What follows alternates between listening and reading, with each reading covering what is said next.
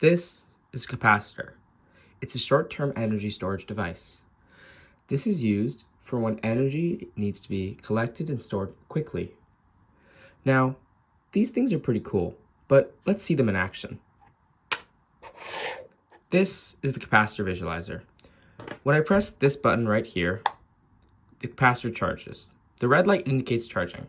The more the red light goes on, the more the capacitor is charging. When I let go, the green light turns on. As same for the red light, the brighter the green, the more the capacitor is discharging. This capacitor powers this yellow LED here.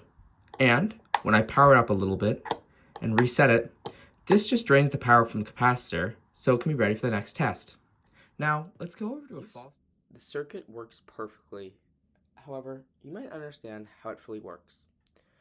Power comes from the 9-volt battery, which is shown here, and passes through the first switch.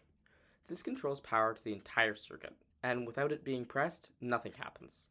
Well, and thus the capacitor is charged. When this button is pressed, it charges the capacitor, indicated by the red LED as you saw. When I let go of this button, the green LED turns on just like in a real circuit. As you can see, current is flowing from this LED to this LED, and it is discharging. As you can see, the LED is getting dimmer. When I mentioned the reset button, you couldn't really see it then, but now you can fully see it. When this button's pressed, it dumps all the energy of the circuit, and as you can see, it slowed down the electrons traveling here. That is the circuit in Falstad. But now, let's go to my process. We started with the breadboard. The breadboard prototype is functionally the same as the final device, but with a few changes. First, and most obvious, it's built on a breadboard, which is a simple prototyping device for developing your ideas. It's functionally the same buttons, same lights, same capacitor. However, it is powered by a power jack that is inserted here.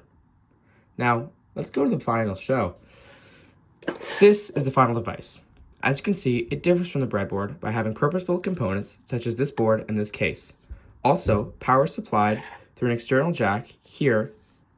However, they are both powered by the same 9-volt battery. That is the capacitor visualizer. I hope you learned something.